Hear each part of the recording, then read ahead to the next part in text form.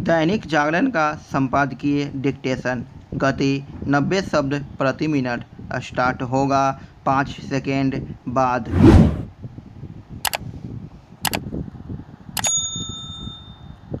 Start. यह तथ्य चकित करने वाला है कि दवा बनाने वाली कंपनियों के लिए गुणवत्ता नियंत्रण का कोई नियम नहीं है और स्वयं कंपनियां ही अपनी दवाओं की गुणवत्ता का सत्यापन करती है। यह ठीक नहीं और ऐसे समय तो बिल्कुल भी नहीं जब दवाओं की गुणवत्ता को लेकर दुनिया भर में जागरूकता बढ़ रही है। चूँकि भारत एक बड़ा दवा निर्यातक देश है और उसे विश्व का औषधि कारखाना कहा जाता है, इसलिए सरकार के लिए यह आवश्यक है कि वह दवा कंपनियों के लिए क्वालिटी कंट्रोल का कोई भरोसेमंद नियम बनाए। इस नियम के दायरे में निर्यात होने वाली दवाएं भी आनी चाहिए और देश में बिकने वाली दवाएं भी, क्योंकि नकली और ख़राब गुणवत्ता वाली दवाएं बिकने की शिकायतें आती ही रहती है। इससे संतुष्ट नहीं हुआ जा सकता कि पिछले दिनों विदेश व्यापार महानिदेशालय ने एक अधिसूचना जारी कर कहा कि 1 जून से कफ सिरप निर्यातकों को विदेश भेजने के पहले अपने उत्पादों का निर्धारित सरकारी प्रयोगशालाओं में परीक्षण कराना आवश्यक होगा। प्रश्न यह है कि यह नया नियम केवल खांसी के सिरप पर ही क्यों लागू हो रहा है? क्या इसलिए कि पिछले वर्ष गाम्बिया और उज़्बेकिस्तान में भारतीय दवा कंपनियों की ओर भेजे गए कफ सिरप में खामी पाई गई? विश्व स्वास्थ्य संगठन ने भारतीय कंपनियों की ओर से इन देशों में निर्यात किए गए कफ सिरप से कुछ बच्चों की मौत का भी दावा किया। यद्यपि इस दावे को भारत ने चुनौती दी, लेकिन देश से निर्यात होने वाले कफ सिरप की गुणवत्ता को लेकर विश्व के कुछ देशों में संशय पैदा होना स्वाभाविक है।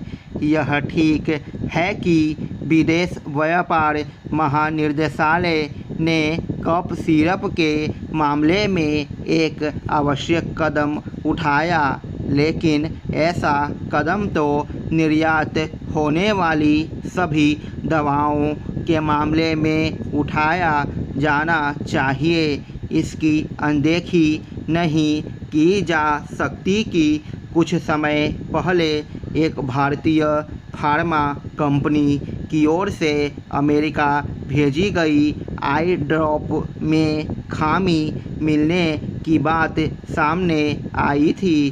भारत जेनेरिक दवाओं का सबसे बड़ा आपूर्तिकर्ता है और दुनिया के कुल जेनेरिक उत्पादन का लगभग 20% आपूर्ति करता है। भारत के दवा उद्योग की व्यापकता को इससे समझा जा सकता है कि देश में 3000 से ज़्यादा दवा कंपनियां हैं, जो 10,000 से ज़्यादा फैक्ट्रियों के जरिए दवाओं का उत्पादन करती है।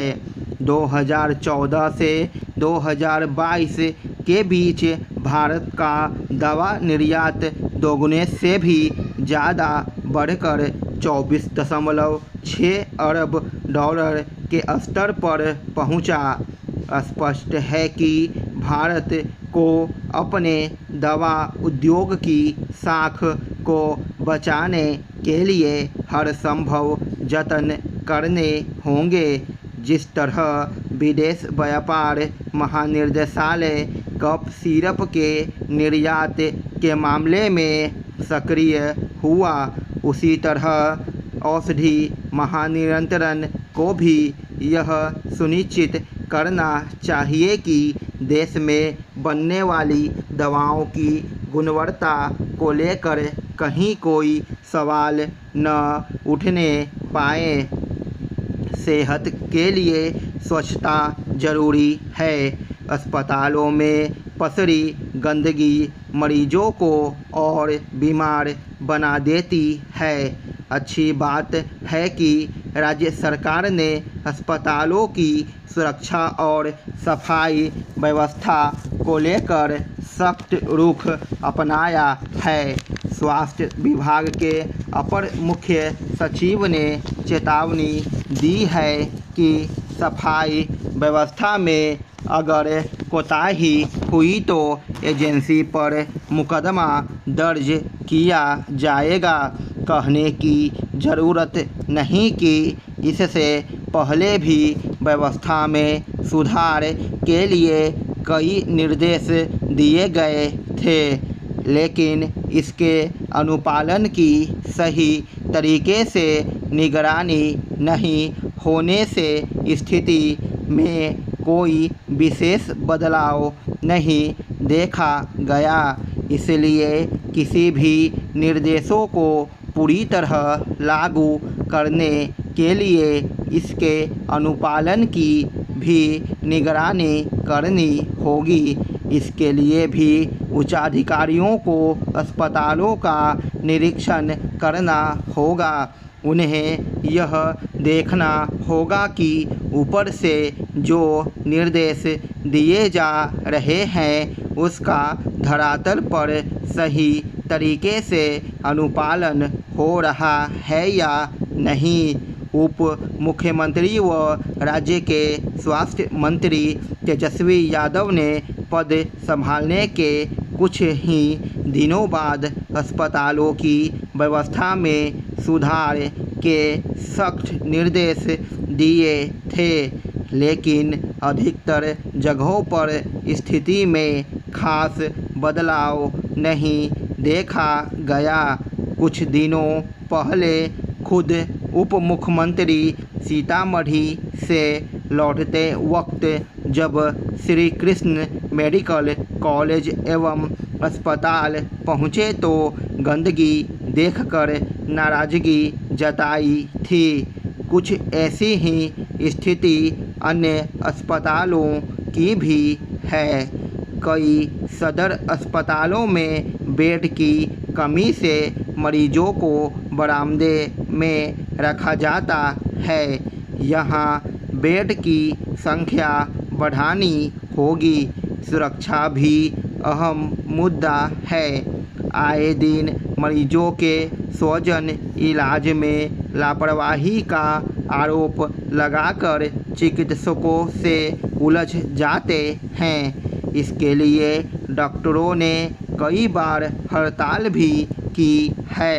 इसलिए अस्पतालों की सुरक्षा व्यवस्था में भी सुधार जरूरी है।